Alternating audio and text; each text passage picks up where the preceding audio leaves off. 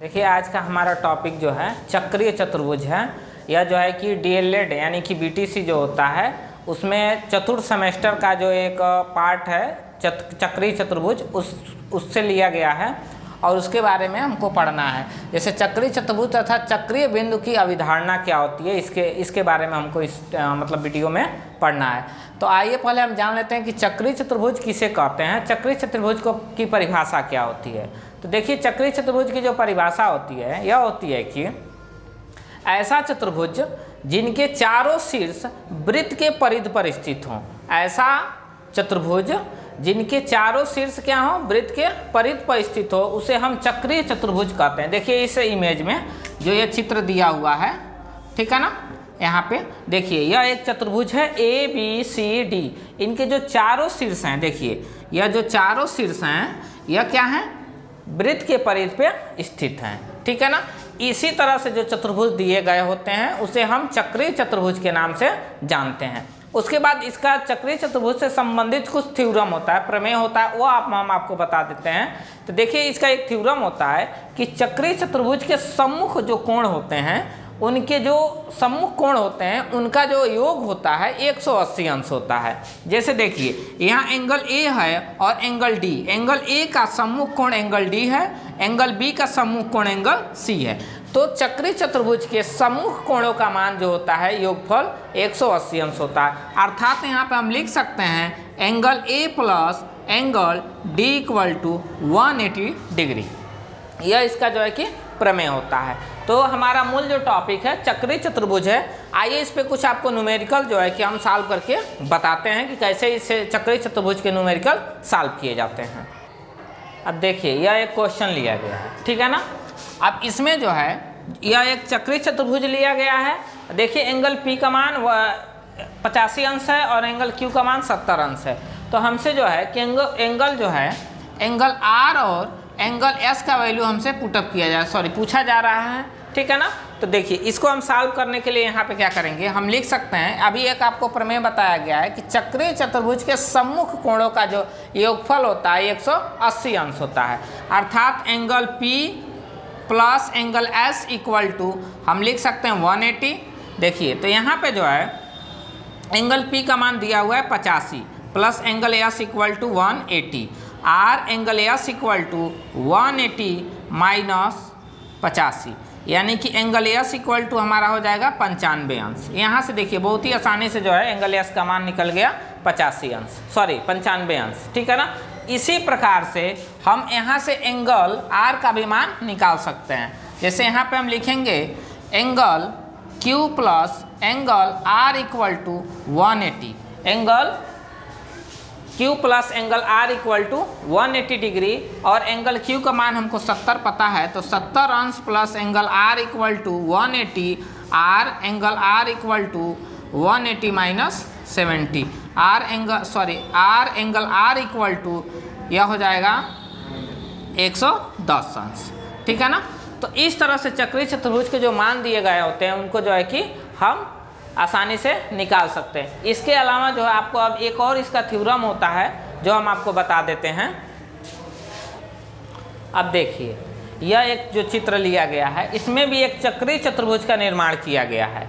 जैसे इसमें जो चक्रीय चतुर्भुज है ए बी सी डी है, देखिए यह ए बी सी डी इनके भी चार भुजाएं हैं और चारों भुजाओं जो हैं जो आपस में मिल रहे हैं, जो उनके शीर्ष हैं वृत्त के परिधि पर स्थित हैं। तो हम आपको एक बार और बता देते हैं कि चक्रीय चतुर्भुज के सम्मुख कोणों का योगफल क्या होते हैं 180 डिग्री होते हैं। अर्थात जो है इसको हम कह सकते हैं कि चक्रीय चतुर्भुज के सम्मुख कोण जो होते हैं समपूरक होते हैं। समपूरक का मान जो होता है 180 डिग्री होता है।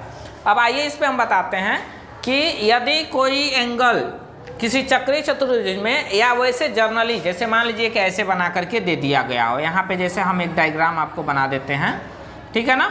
यहाँ पे देखिए यह एक हमारा सर्कल दिया हुआ है और इस सर्कल में कोई इस तरह का डायग्राम खींच दिया जाए, सपोज करिए ऐसे, ठीक है ना। इस तरह से कोई डायग्राम खींच दिया जाए और इसका नामकरण मान लीजिए कि रखा जाए P Q R और इसका नाम O रख दिया जाए। देखिए तो देखिए इसके केंद्र पे, ठीक है ना, तो इसके केंद्र पे बना कोण इसके परिध पे बने कोण का जो संबंध होता है, यानी कि कहेंगे कि किसी भी वृत्त के केंद्र पे बना कोण उसके परिध के बने कोण पे का जो है कि 2 गुना होता है। किसी भी वृत्त के केंद्र पर बना कोण उसके वृत्त के परिध पर बने कोण का 2 गुना होता है। अर्थात देखिए, यदि इस एंगल का मान x अंश होता है, इस एंगल का मान 2x होता है, इस एंगल का यह ट्वाइस होता है, 2 गुना होता है, या फिर इस एंगल का यह हाफ होता है, आधा होता है। यह एक प्रकार का जो है कि थ्योरम होता है। तो यह जान जाइए एक बार कि वृत्त के केंद्र पर बना कोण वृत्त के परिध पे बने कोण का 2 गुना होता है। यह एक प्रकार का क्या होता है, थ्योरम होता है, ठीक है ना। अब जो है कि अब अगला जो है एक और टॉपिक है, इस पे बताते हैं आपको न्यूमेरिकल सॉल्व करके। अब देखिए इस तरह का क्वेश्चन एक जो है कि दिया हुआ है। अब हमको जो है इस एंगल का यहाँ पे मान जो है कि फाइंड करके बताना है। तो देखिए यहाँ पे हम इसको अगर चक्रीय चतुर्भुज के मेथड से सॉल्व करते हैं, या 2 तरह से सॉल्व हो जाएगा। तो यहाँ पे यदि हम चक्रीय चतुर्भुज के मेथड से सॉल्व करते हैं तभी हो जाएगा। तो देखिए चक्रीय चतुर्भुज के सम्मुख कोणों का योगफल आपको बताया गया है कि 180 अंश होता है, अर्थात angle B plus angle C equal to चक्रीय चतुर्भुज से 180 अंश होगा। यानी कि एंगल बी का मान हमको नहीं पता है और एंगल सी का मान दिया हुआ है 120 अंश। तो देखिए यह 180 अंश, अर्थात angle B equal to 180 minus 120, यानी कि यह हो जाएगा 60 अंश। एंगल बी का मान देखिए 60 अंश यहाँ पे हो गया। उसके बाद हम चूंकि जानते हैं कि एक स्ट्रेट लाइन पे 180 डिग्री का एंगल बनता है, एक सीधी रेखा पे 180 अंश का कोण बनता है। यानी कि यह कोण और इस कोण को हम जोड़ दें तो दोनों कोणों का मान 180 अंश होगा, तभी भी कोई लाइन सीधी होगी।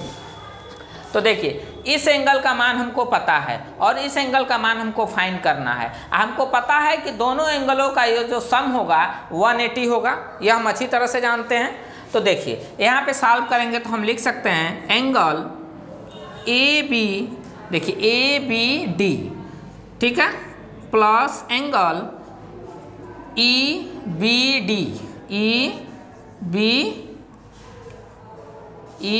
D equal to 180। अब देखिए इसका मान हमको पता है कितना है 60 डिग्री, प्लस इसका मान हमको नहीं पता है E B D equal to 180। और हम लिख सकते हैं यहाँ पे देखिए एंगल ई बी डी बराबर 180 माइनस 60, अर्थात एंगल ई बी डी बराबर 120 अंश। देखिए इस एंगल का जो मान आ गया 120 अंश आ गया। इस मेथड से जो है कि हम क्या करते हैं, क्वेश्चन को सॉल्व करते हैं। एक और आपको मेथड बता दें कि जो चक्रीय चतुर्भुज होता है, चक्रीय चतुर्भुज के सम्मुख कोणों में जो बाह्यता कोण होता है उसके एक सम्मुख कोण के बराबर होता है। अर्थात यह 120 है तो यह भी 120 होगा, ठीक है ना। और यह एक क्या होता है, एक प्रकार का प्रमेय होता है, ठीक है ना।